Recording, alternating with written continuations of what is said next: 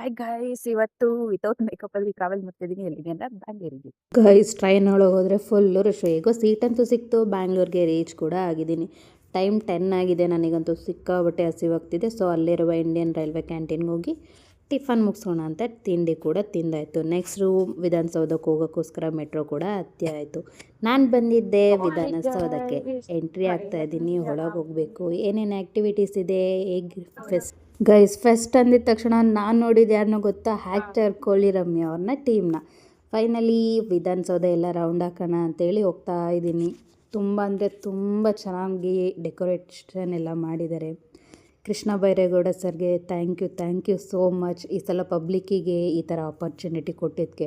ನೋಡಿ ಜನ ಸಾಗರ ಅಂತ ಹೇಳ್ಬೋದು. ಅಷ್ಟು ತುಂಬ ಜನಗಳಿದೆ.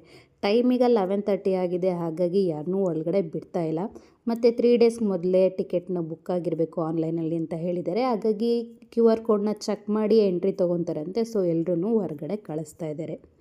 ಅಷ್ಟು ಪೊಲೀಸವ್ರ ಸೆಕ್ಯೂರಿಟಿ ಇದ್ದರೂ ಕೂಡ ಒಂದು ಚೇಷ್ಟೆ ನೋಡಿ.